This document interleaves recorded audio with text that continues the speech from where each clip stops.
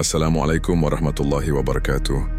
Selamat datang di channel Bisikan Tengah Malam, tempat di mana kisah-kisah misteri, mitos, dan kengerian dari sudut gelap dunia akan dibisikkan ke telinga kalian. Di malam yang sunyi ini, bersiaplah untuk menyimak sebuah kisah tentang warung makan di tepi pantura. Warung yang ramai bukan karena rasa makanannya, tapi karena tumbal nyawa manusia. Sebelum cerita dimulai, jangan lupa untuk klik tombol subscribe, nyalakan lonceng notifikasi, dan beri like kalau kamu suka cerita horor seperti ini. Dukungan kalian sangat berarti untuk terus menghadirkan kisah-kisah yang bikin merinding sampai ke tulang.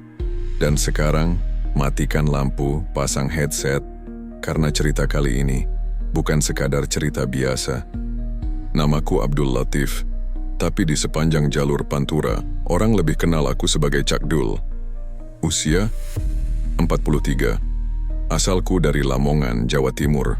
Merantau ke barat demi satu cita-cita sederhana, buka warung makan yang laris manis. Cita-cita yang kelihatannya gampang, tapi nyatanya bikin kepala nyaris botak karena stres. Warung makanku berdiri di pinggir jalan Pantura, jalur padat yang siang malam tak pernah tidur. Truk, bus, mobil pribadi, lalu lalang kayak semut, keluar dari sarang. Tapi, anehnya, warungku sepi. Sepi banget. Hari demi hari kulalui dengan menatap panci penuh, lauk belum disentuh, dan meja-meja kosong. Aku bisa hitung pembeli harianku dengan jari. Tangan satu pun cukup. Aku masak pakai resep keluarga. Sambelku pedasnya nampol. Ayam gorengku empuk luar biasa. Rawonku hitam kental khas Lamongan. Tapi entah kenapa, tetap saja, orang lebih milih warung di seberang jalan atau Indomie rebus di warung tenda lain. Pernah suatu malam, aku dengar supir truk nyeletuk ke temannya saat lewat warungku. Jangan makan di situ, warungnya kayak kuburan, serem. Dan mereka tertawa keras. Kupikir, kalau saja mereka tahu betapa keras aku berjuang supaya warung ini hidup, mungkin mereka nggak akan tertawa seenaknya. Aku mulai curiga, jangan-jangan tempat ini kotor, atau ada yang pasang guna-guna. Tapi tiap kali ku datangkan, orang pintar mereka bilang, "Oh, warung ini bersih, Cak. Ini soal peruntungan saja, sabar." Tapi bagaimana mau sabar kalau setiap malam aku hanya bisa duduk termenung, lihat nasi basi, dan mendengar suara tikus di dapur lebih sering daripada suara pembeli. Anakku di kampung butuh biaya sekolah. Istriku mulai curiga aku main perempuan di tanah rantau karena duit tak pernah kukirim lagi. Padahal bukan main perempuan. Aku bahkan tak main apa-apa. Aku cuma kalah oleh nasib. Hingga malam itu datang. Malam yang mengubah segalanya. Sekitar jam 11 malam, jalan Pantura masih sibuk meski tak seramai sore. Aku sudah bersiap menutup warung, tapi tiba-tiba seorang pria tua datang. Langkahnya pelan, bajunya lusuh, matanya tajam seperti jarum. Ia duduk tanpa bicara, lalu menunjuk ke etalase. Aku siapkan nasi, ayam, sambal, tahu tempe. Ia makan perlahan, habis tanpa sisa. Enak, katanya pendek. Lalu ia menatapku. Tatapannya membuat leherku dingin. Warungmu ini bisa ramai, tapi kamu harus siap bayar harga. Aku tertawa. Kecil mengira dia gila. Tapi sebelum aku bisa bertanya lebih jauh, dia mengeluarkan secarik kertas dari sakunya. Ada gambar sesuatu, seperti simbol aneh, dan bekas tetesan darah kering di ujung kertas itu. Di tempat ini sering lewat nyawa, katanya. Dan nyawa adalah mata uang paling mahal dalam dunia pesugihan. Mau coba? Aku ingin marah. Tapi dia sudah pergi. Seolah menghilang begitu saja. Bahkan langkah kakinya tak terdengar. Aku berdiri di pinggir jalan mencari sosoknya. Tapi tak ada siapa-siapa, yang terdengar hanya deru truk dan jangkrik. Malam itu, aku tidur gelisah. Aku mimpi berada di pinggir jalan, di depan warungku. Tapi tak ada kendaraan. Hanya suara klakson, suara besi beradu, lalu tubuh-tubuh tergeletak, darah di mana-mana. Dan di ujung jalan, pria tua itu berdiri. Tersenyum padaku, tangannya menunjuk ke arah warung. Keesokan harinya, aku bangun dengan napas terengah-engah. Keringat dingin membasahi punggung. Tapi, aku tak peduli. Aku tetap buka warung seperti biasa. Dan, untuk pertama kalinya, sejak bertahun-tahun, warungku ramai. Bukan karena masakan, tapi karena tragedi. Sebuah truk kontainer terguling tepat di depan warungku. Supirnya tewas di tempat. Kepalanya terjepit kabin. Orang-orang berdatangan, wartawan, polisi, warga. Dan entah kenapa sebagian dari mereka mampir makan. Warungku ramai. Aku bingung, tapi tak menolak. Malamnya, aku duduk sendiri. Terdiam. Di atas meja ada uang dari hasil penjualan hari itu. Lebih banyak dari biasanya, bahkan melebihi gabungan omzet 2 minggu sebelumnya. Tapi di luar warung, ada bekas darah di aspal, dan samar, di kejauhan, pria tua itu berdiri. Kali ini ia tak bicara. Ia hanya tersenyum dan menghilang di balik gelap. Malam itu aku buat keputusan. Keputusan yang mengubah takdirku dan menjual sesuatu yang tak bisa dibeli kembali. Nurani. Aku, Abdul Latif alias Cakdul, pemilik warung Lamongan di Pantura, telah membuka pintu pada sesuatu yang seharusnya tetap terkunci. Sejak kecelakaan truk malam itu, warungku berubah. Orang-orang datang bukan cuma karena lapar, tapi juga karena penasaran. Mereka cerita kemana-mana. Warung Lamongan di Pantura, yang di depan lokasi truk terguling, enak juga ternyata. Makanannya. Dalam waktu 2 minggu, omzetku naik 2 kali lipat. Ada saja yang mampir siang atau malam. Bahkan beberapa sopir truk sengaja parkir panjang hanya untuk ngopi dan makan nasi penyetku. Tapi entah kenapa hati kecilku nggak pernah tenang. Rasanya kayak ada yang ngawasin dari balik bayangan warung. Dan mimpi-mimpi aneh itu terus datang setiap malam. Mimpi tentang jalan panjang, tentang tubuh-tubuh bersimbah darah, dan suara klakson panjang yang terus memekakan telinga. Dan pria tua itu, dia selalu muncul di ujung mimpi, diam, matanya kosong, tapi mulutnya seolah bicara tanpa suara, seperti menagih sesuatu. 3 minggu setelah kecelakaan pertama, kejadian itu terulang. Bus malam dari Surabaya tergelincir karena remblong. 6 orang tewas lagi-lagi, tepat di depan warungku. Aneh, terlalu kebetulan, tapi polisi bilang itu faktor medan. Turunan kecil jalan licin, katanya, bukan hal yang baru. Aku cuma bisa mengangguk. Tapi dalam hati, aku tahu ini bukan sekadar kecelakaan. Ini sesuatu yang kutandatangani tanpa sadar. Malam ketika aku bilang dalam hati, ya, aku mau warungku ramai. Malam itu setelah kecelakaan kedua, aku pulang lebih malam dari biasanya. Semua sudah tutup, jalan mulai sepi. Tapi ketika aku masuk ke warung untuk bersih-bersih, pria tua itu duduk di bangku pojok. Ya, pria yang sama. Sudah mulai terasa nikmatnya ya, katanya pelan. Suaranya berat tapi tenang. Aku tercekat. Kupaksakan mulutku bicara. Apa yang sebenarnya Bapak lakukan? Dia tersenyum kecil. Aku cuma membukakan pintu. Kamu yang masuk sendiri. Tapi setiap pintu ada harga yang harus dibayar. Tangannya lalu mengeluarkan sebuah batu kecil berwarna hitam pekat dari kantong kain di bajunya. Bentuknya tak beraturan, tapi terasa seperti menyerap cahaya. Ia letakkan batu itu di meja. Ini adalah tali pengikatnya. Katanya, selama kamu menyimpan ini di bawah warung, mereka akan datang separa tumbal. Kecelakaan akan terus terjadi, tapi warungmu akan tetap ramai. Kamu akan kaya, Dul. Kamu akan hidup dari darah mereka. Aku menelan ludah, tak bisa berkata-kata. Dalam hati ada yang berteriak menolak, tapi lebih keras lagi, ada bisikan yang menggoda, bayangan tentang anakku yang bisa sekolah tinggi, istriku yang tak perlu kerja lagi di sawah, rumah tua di kampung yang bisa direnovasi, hidup layak, akhirnya terasa dekat. Syaratnya satu, lanjut pria itu.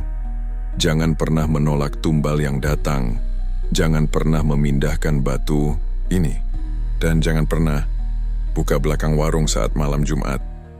Aku memandangi batu itu. Tanganku gemetar saat menyentuhnya. Batu itu dingin, sangat dingin. Tapi begitu menyentuhnya, aku merasa seperti sedang memegang uang. Banyak uang. Dan entah kenapa di kepalaku, tiba-tiba muncul suara, "Terima, ini bukan dosa, ini cuma rejeki yang datang lewat jalan lain." Akhirnya aku ambil batu itu. Aku tanam di pojok belakang dapur warung, di bawah tungku kayu. Sejak malam itu, hidupku berubah total. Dalam waktu 1 tahun, aku beli mobil pickup baru. Aku bisa kirim beras ke kampung, bisa buka cabang kecil di kota sebelah. Anak istriku datang ke Indramayu untuk tinggal bersamaku. Mereka bangga, sangat bangga. Mereka pikir aku kerja keras, gigih, dan pantang menyerah. Tapi mereka tidak tahu bahwa di balik dapur warung ada sebuah batu hitam dan bau darah yang tak pernah hilang walau sudah dicuci berkali-kali. Setiap bulan selalu ada korban. Kadang truk tronton yang remnya blong, kadang motor yang disambar dari belakang. Semua tewas. Dan anehnya, selalu tepat di depan warung. Dan yang lebih aneh lagi, tak pernah ada yang benar-benar menyalahkan aku atau lokasi warungku. Seolah-olah semuanya memang harus terjadi. Aku mulai terbiasa, bahkan aku mulai merasa nyaman. Nyaman dengan dosa yang kubungkus dengan dalih rezeki. Tapi jauh di dalam diriku, aku tahu ini bukan rezeki. Ini barter. Dan setiap barter, suatu hari pasti ditagih. 5 tahun berlalu sejak malam itu. Malam ketika aku resmi menjadi bagian dari perjanjian terkutuk. Batu hitam itu masih tertanam di bawah tungku dapur warungku. Aku rawat seperti jantung kedua. Kadang aku bicara sendiri ke batu itu. Berterima kasih, minta rezeki, minta lancar, minta jangan sampai tumbalnya orang yang ku kenal. Dan ya, warungku terus ramai, bahkan terlalu ramai. Kalau dulu meja-mejaku penuh sesekali, kini nyaris tak ada bangku kosong tiap malam. Sopir truk dari mana-mana mampir. Kadang rombongan bas pariwisata juga ikut makan malam di sini. Aku jadi dikenal, disegani, dihormati. Di permukaan, hidupku sempurna. Tapi di balik dinding warung yang ramai itu, ada tumpukan nyawa yang terus jadi harga dari apa yang kusebut kesuksesan. Ada satu hal yang mulai aku sadari belakangan ini. Setiap 3 bulan sekali selalu saja ada kecelakaan besar yang merenggut nyawa. Dan selalu terjadi antara pukul 2 hingga 3 pagi. Jam-jam sunyi. Saat orang-orang lelap. Saat jalanan hanya milik para makhluk malam. Truk remblong, bus terbakar, mobil pribadi yang menabrak pohon besar. Semuanya terjadi tepat di depan warung. Bahkan pernah ada yang menabrak warungku, menghancurkan meja depan. Tapi anehnya, aku tidak kenapa-kenapa. Seolah-olah warung ini punya pelindung. Atau mungkin perisai dari dunia lain. Setelah tiap kecelakaan selalu saja ada berkah datang. Ada kontrak catering, ada pesanan nasi kotak, atau sekadar dompet tebal dari pengunjung yang lupa kembaliannya. Dunia seolah memberi lebih setelah nyawa diambil lebih dulu. Tapi, akhir-akhir ini aku mulai terganggu. Bukan cuma karena mimpi buruk, tapi karena kejadian-kejadian ganjil di warung. Pernah suatu malam saat aku bersih-bersih dapur, panci yang kutaruh rapi tiba-tiba jatuh sendiri. Ketika kutoleh tidak ada siapa-siapa, tapi hawa dingin menempel di leher seperti embun subuh. Pernah juga seorang pengunjung, seorang sopir muda dari Cirebon berkata aneh, "Cak Dul, ini warung enak tapi hawanya berat ya, kayak banyak yang ngeliatin kita makan dari luar kaca, padahal nggak ada siapa-siapa." Aku cuma tertawa waktu itu. Tapi dalam hati, aku tahu, dia tidak salah. Malam-malam tertentu aku sering lihat bayangan. Bayangan pria berseragam sopir truk, duduk diam di kursi pojok padahal kursi itu kosong. Atau suara tawa kecil anak-anak dari belakang warung, padahal aku tahu tak pernah ada anak-anak di jam segitu. Puncaknya pada malam Jumat Kliwon pertama di tahun itu, warungku penuh. Tapi dari dapur aku mencium bau amis yang kuat sekali. seperti darah segar. Aku cek kulkas, bahan-bahan, semuanya normal. Tapi bau itu tak hilang, malah makin menyengat. Dan ketika jam menunjukkan pukul 2:05, suara keras membelah malam. Kecelakaan lagi. Truk menabrak pohon besar dan terbakar. Sopirnya tewas terpanggang. Istriku Mbak Sri mulai bertanya-tanya, "Kok bisa ya Mas? Tiap ada kecelakaan warung makin ramai, kayak ada hubungan?" Aku diam saja. Ku peluk dia malam itu, lebih erat dari biasanya. Karena jujur, dalam hati aku takut, tumbal. Berikutnya bukan orang asing, tapi seseorang yang dekat denganku. Dia juga pernah mimpi buruk. Katanya dia lihat dapur warung terbakar, dan ada suara dari dalam tanah, suara tangis dan teriakan. "Warung ini nggak beres, Mas. Kita harus cari orang pintar," katanya. Tapi aku tolak dengan keras. "Jangan bawa orang luar ke warung. Jangan macam-macam." Aku marah, tapi sebenarnya aku takut. Takut kalau batu itu disentuh orang. Takut kalau mereka tahu rahasia yang sudah kutanam dalam-dalam. Malam itu, aku datang ke belakang warung, duduk di depan tungku. Kubuka lantainya, pelan kulihat lagi batu hitam itu. Masih sama, tapi entah kenapa malam itu batu itu terasa lebih panas. Dan ada suara, bukan suara manusia, tapi bisikan. "Kau sudah kenyang, waktumu mendekat," begitu katanya. Tapi suara itu bukan suara biasa. Suaranya seperti datang dari banyak mulut, banyak lidah. Seolah-olah para tumbal yang pernah mati kini bergantian membisikiku dari neraka. Aku muntah malam itu, tapi bukan karena makanan, karena rasa bersalah yang mulai mekar, seperti benalu di leher. Aku ingin berhenti, tapi bagaimana caranya? Aku sudah terlalu dalam, sudah terlalu kaya, terlalu nyaman. Dan batu itu seolah menertawakanku, karena aku tahu batu itu tidak cuma menagih nyawa dari jalan, tapi juga pelan-pelan meneguk jiwaku sendiri. Tahun ke-20. 2 dekade sejak aku tanam batu hitam itu di bawah tungku warungku. 20 tahun sejak aku menukar doa dengan darah, kerja keras dengan kematian. Kalau kau tanya apa aku menyesal, jawabannya adalah, sekarang, iya. Awalnya aku kira aku bisa lari, bisa kabur dari harga yang harus dibayar, tapi ternyata pesugihan tidak pernah lupa. Ia mencatat, ia menghitung, dan ketika waktunya tiba, ia datang, diam-diam, tapi pasti. 1 bulan sebelum semuanya berubah, mimpi-mimpiku semakin aneh. Aku berjalan sendirian di jalan Pantura, tapi semua sepi. Tidak ada kendaraan, tidak ada manusia, hanya suara klakson dan deru angin yang terus membisikkan satu kata, "Giliranmu." Tubuhku sering lemas tanpa sebab, nafasku pendek. Kadang, waktu masak aku dengar suara bisikan dari tungku api. Kadang suara anak kecil menangis. Kadang suara jeritan, seperti orang yang terbakar hidup-hidup. Warungku masih ramai, tapi wajah-wajah yang datang terasa asing, pucat, tanpa ekspresi. Mereka makan tapi tidak bicara, tidak pesan apa-apa. Bahkan uang yang mereka bayarkan aneh, lemah, basah, kadang berlumuran tanah. Suatu malam, langit mendung padahal tak ada hujan. Petir menyambar 3 kali di belakang warung. Dan besoknya, aku dapati ayam peliharaanku mati semua. Leher mereka seperti dicabik, tidak dimakan, hanya dibunuh.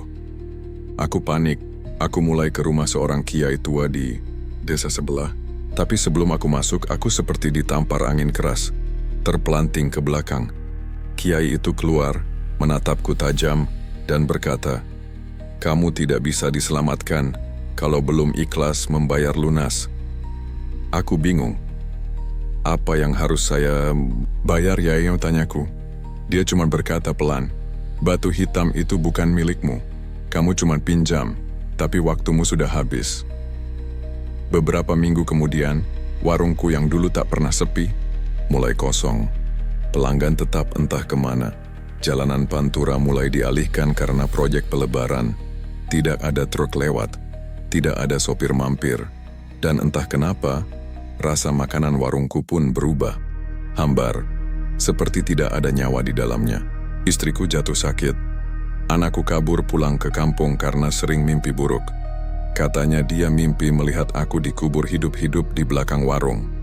Dan dari tanah, muncul tangan-tangan hitam yang menarik kakiku. Aku mencoba membongkar batu itu, tapi lantai tempat batu itu ditanam keras seperti baja. Bahkan palu tak bisa menembusnya. Dan saat aku paksa dengan linggis, darah keluar dari retakan ubin. Darah, bukan air. Pada malam Jumat terakhir di bulan Suro, aku tidak bisa tidur. Aku tahu, malam itu adalah waktunya. Tumbal ke-20. Tapi anehnya, tidak ada kecelakaan, tidak ada korban, jalanan sepi. Dan tiba-tiba, aku merasa mual. Kaki gemetar, nafas sesak. Aku jatuh tersungkur di dapur. Suara batu hitam dari bawah lantai terdengar berdetak, seperti jantung yang berdentum keras. Dari lantai itu muncul asap hitam, lalu muncul bayangan-bayangan, wajah-wajah para korban, sopir truk, penumpang bus, anak kecil, wanita parubaya.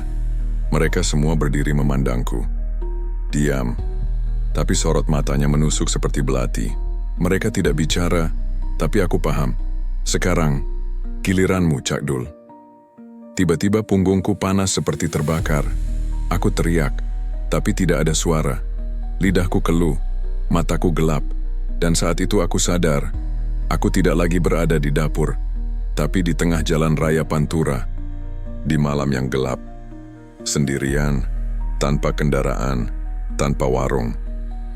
Dan dari kejauhan, sebuah truk melaju kencang ke arahku. Lampunya terang menyilaukan, aku tidak bisa bergerak, kaki seperti tertanam, dan detik terakhir sebelum tabrakan, aku lihat wajahku sendiri di kaca truk itu. Tapi lebih tua, lebih kosong, lebih mati. Saat mataku terbuka, aku sudah di bangku warung, tapi bukan sebagai pemilik, melainkan sebagai bayangan. Aku lihat warungku, kosong, kusam, berdebu. Tak ada lagi pelanggan, tak ada lagi api tungku, hanya batu hitam yang kini bersinar sendiri, seperti sedang tertawa. Aku sudah dibayar, lunas, 20 tumbal, dan 1 pemilik tamak sebagai penutup. Pesugihan tidak pernah memberi gratis, karena semua yang tampak seperti rejeki, kadang hanyalah umpan dari neraka. Sudah 5 tahun sejak Cak Dul menghilang tanpa jejak. Warung Lamongan itu masih berdiri tapi tak pernah lagi buka. Dindingnya dipenuhi lumut, gentengnya mulai runtuh. Papan nama Warung Cak Dul Spesial Lamongan sudah pudar, nyaris tak terbaca. Penduduk sekitar menyebutnya Warung Keramat. Sopir-sopir yang lewat lebih memilih melambat ketika melintasi depan warung itu. Beberapa bahkan menyilangkan tangan, komat kamit membaca doa agar tak ikut dibawa pulang. Kisah tentang warung itu menyebar seperti angin malam. Ada yang bilang Cak Dul kabur karena ditagih utang. Ada pula yang bilang ia mati kesurupan dan dikubur diam-diam oleh keluarganya. Tapi bagi orang-orang tua di desa, mereka tahu yang sebenarnya, bahwa warung itu pernah hidup dari tumbal, dari nyawa-nyawa sopir malang yang dihisap habis demi perut-perut kenyang, dan uang yang terus mengalir deras.